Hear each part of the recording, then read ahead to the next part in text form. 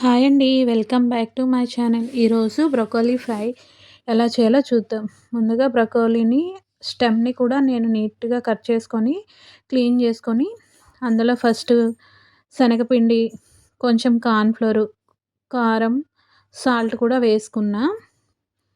దానికి సరిపడా ఏసుకుంటే బాగా మిక్స్ చేసుకోవాలి. కొంచెం వాటర్ ఏసుకొని బాగా మిక్స్ నేను స్టెమ్‌ని కట్ చేసుకున్నా కదా! ఆ స్టెమ్‌ని కూడా ఇలాగా మిక్స్ చేసుకున్నాను.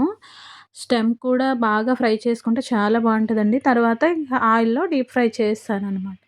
ఇదైతే చాలా టేస్టీగా ఉంది. క్రిస్పీగా కూడా ఉంది. మీరు కూడా ఒకసారి ట్రై చేయండి. అలాగా మొత్తం నా దగ్గరున్న నేను చేసుకున్న బ్రొకోలీ మొత్తం ఫ్రై చేసేసాననమాట. అది ఫ్రై అయిపోయాక స్టెమ్‌ని కట్ చేసుకున్నాను కదా! ఆ స్టెమ్‌ని కూడా ఫ్రై చేసేసాననమాట. చాలా బావుంది ఇది కూడా. ఇది మన బ్రొకోలీ కన్నా కొంచెం ఎక్కువ టైం ఫ్రై అవుతది. అంతే, చాలా టేస్టీ, సింపుల్, ఈజీ రెడీ